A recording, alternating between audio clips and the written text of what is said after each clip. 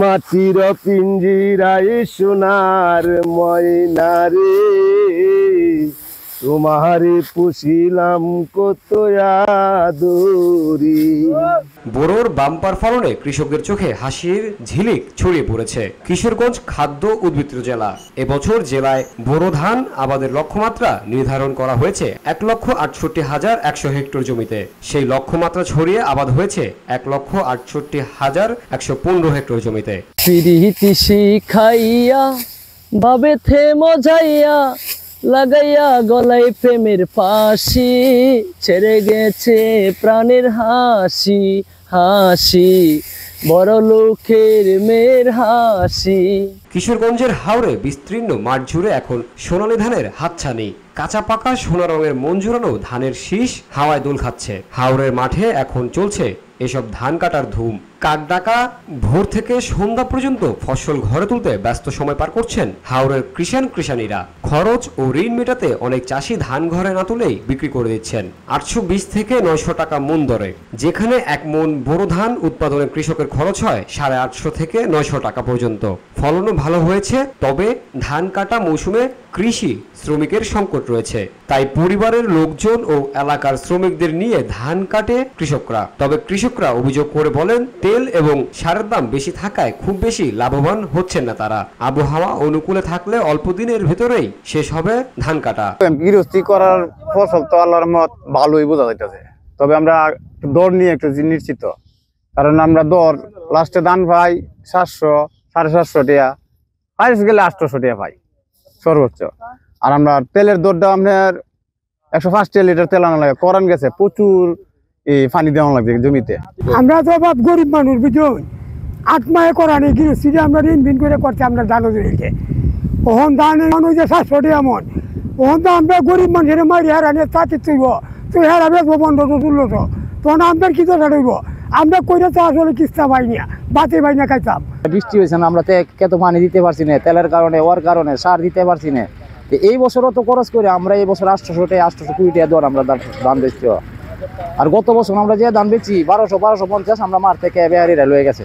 তখন আমরা গেছে বছর লাভবান আসলাম, এই বছর আমরা লস।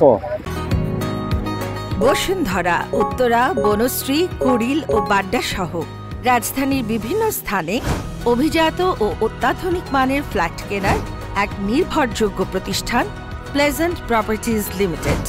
তাই আপনার স্বপ্নের আবাসনের জন্য আজই যোগাযোগ করুন। Pleasant Properties Limited, where destiny matches eventually. তেলের দর বাড়তে, সারের দর বাড়তে আমরা সবকিছু বাড়াই দিবেন, সবকিছু ইন্ডিয়েট করবো, সরকারের সবকিছু করবো। কৃষকটা আইব কোন থেকে? শেষে এবার 820 টাকা 830 টাকা ধান বেচবো। এটা কি হয় ভাই? কই যাইবো ভাই? আমি নিজে কাজ করতেছি, 1200 টাকা খাড়াই একটা জমি খাড়ার মানে মজুরি দিতে হয়। এই প্রতি বছরের চেয়ে এবার ধানের দামটা একটু কম। কৃষকে মন্তব্য জানাইতেছে যে আরো বাড়ানির লাগি। আমরা হাওড়ে ধান কিনি যারা, এরা তো আর বাড়াইতারি না।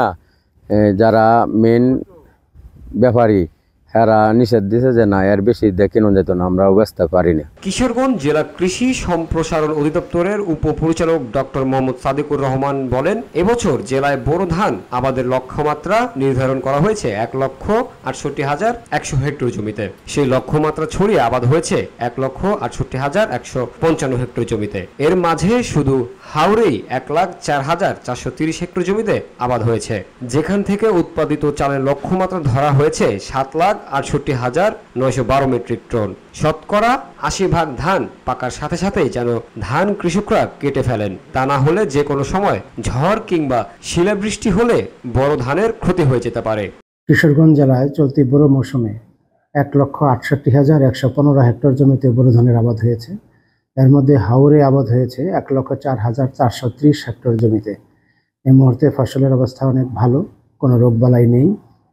আজকে পর্যন্ত হাওর এলাকায় কর্তন হয়েছে 37% জমিতে এবং জেলার গড় কর্তন হলো 23%। ফসলের ফলন বেশ ভালো।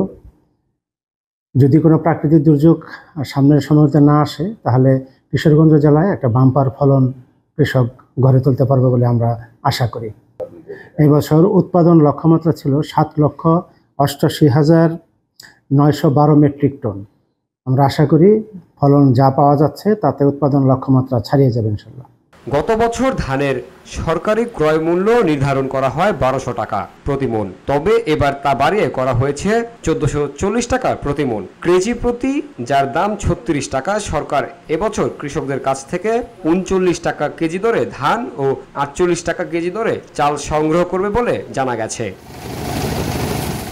VOD Bangla news desk.